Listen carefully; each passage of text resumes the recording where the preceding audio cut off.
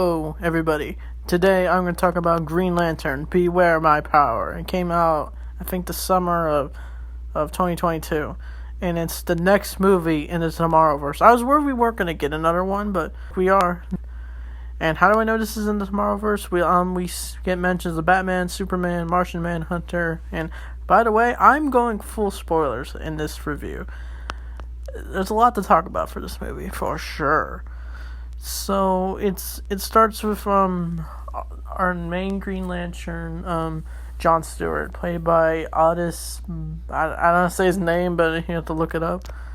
And he is kind of having PTSD from his times in the war when he was a veteran. But he also, one day, while strolling through wherever he lives, he stumbles on a crashed ship near his home after he is sent home by the cops after he got into a fight. He finds a ship with an alien being, that being one of the Green Lantern Guardians, and he is super confused. And then he gives him one of the rings, and he puts it and it's forced onto him, and he is then delivered to the Justice League Watchtower. And that's where he meets Green Arrow and the Martian Manhunter and Vixen.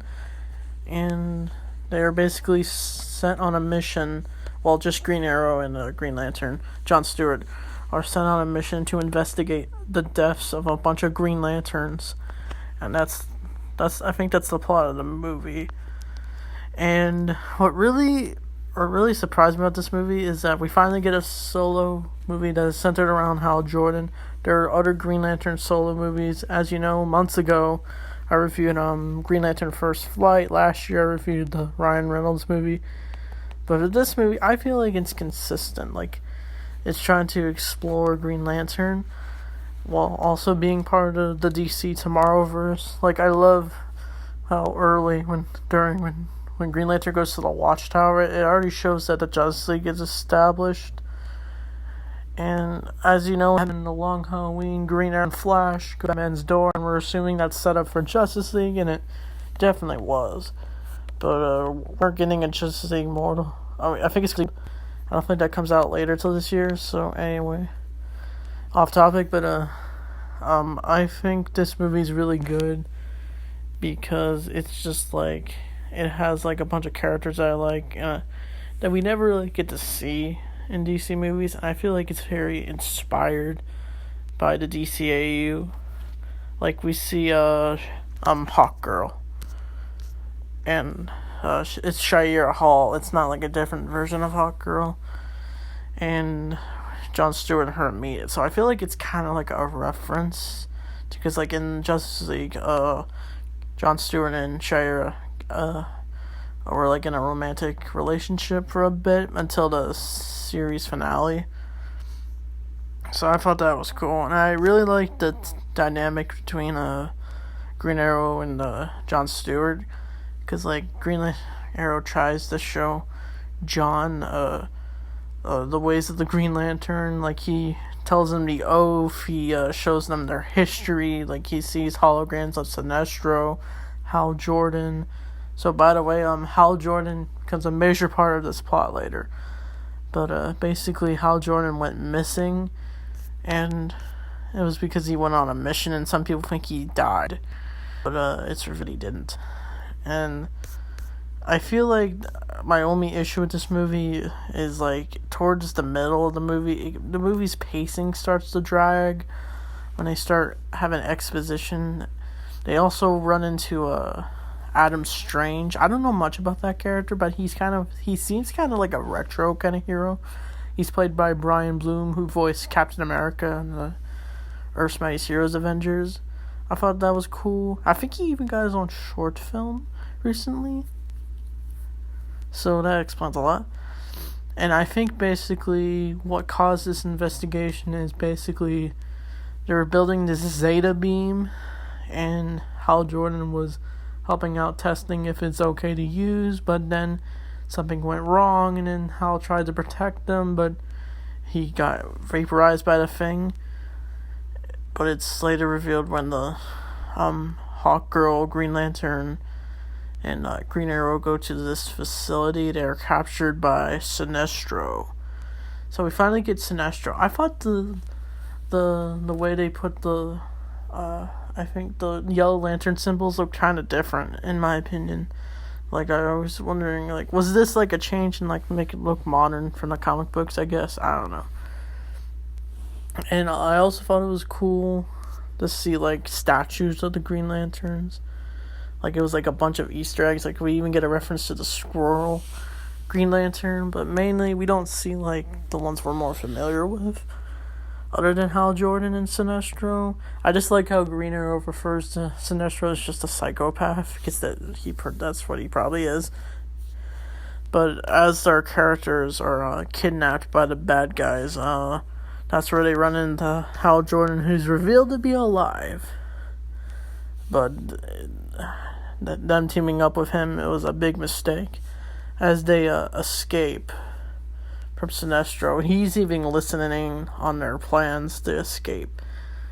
And apparently Green Arrow and Hal Jordan are best friends. I feel like that's a nod to the comics, since they did have they did have like a team up comic book series where it's like Green Arrow and Green Lantern, Hal Jordan.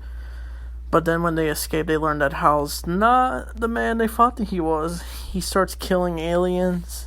It may seem like self-defense, but it's later revealed he wasn't. It's all his plan. And they fight various Yellow Lanterns. It's kind of a brutal fight. Like, Jon Stewart literally is about to get killed by Sinestro, but spoilers, Sinestro gets killed when Jon summons his ring back, and it collides right through his hip, and then blood spills out, and then Jon puts the ring back on, and then I think like later Jon starts to notice things that are different, that he later puts two and two together when it's revealed that Hal's been behind this whole time. And basically the rest of the villains are taken down, the rest of the Yellow Lanterns, but then Hal ends up killing one of the beings who had this cargo thing, but then it's revealed.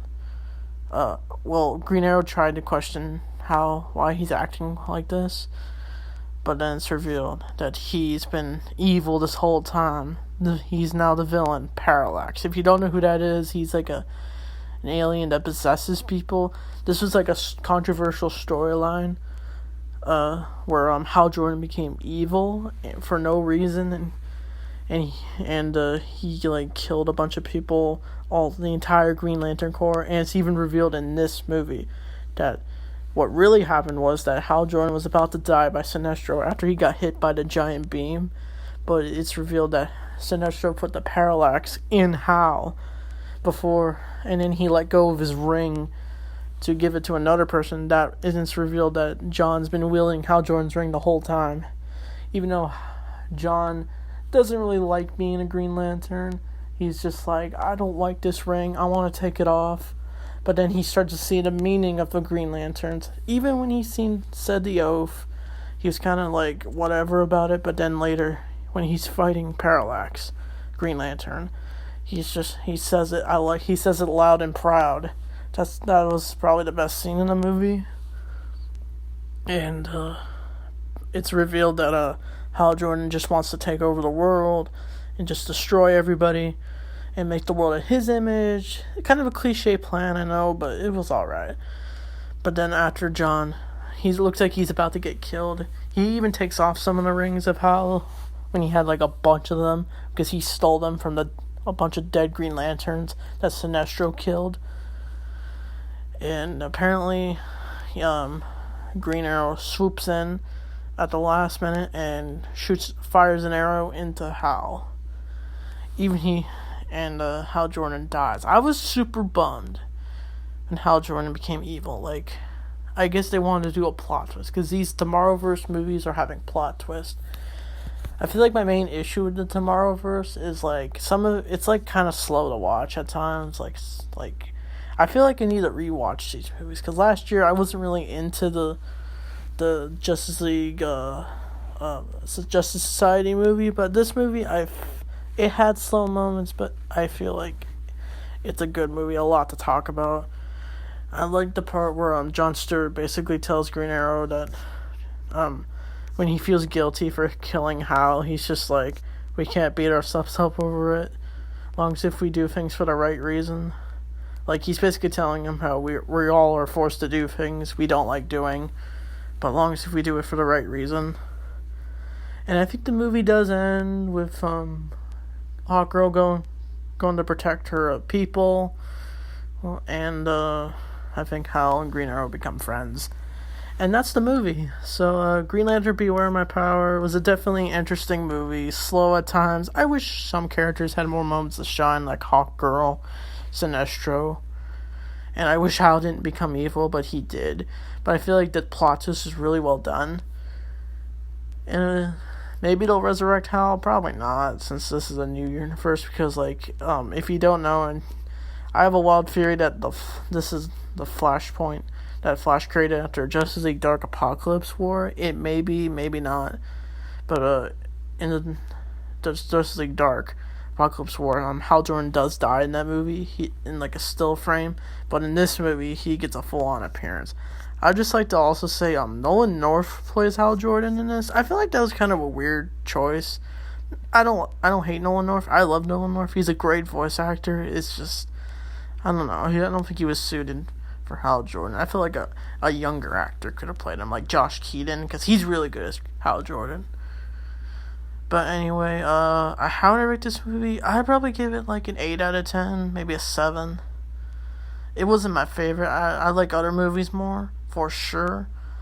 So, I think the next movie is 411 Thunder. I did do a vlog on that, but I'm going to properly review 411 Thunder. So, with that said, thanks for watching, and see you guys next time.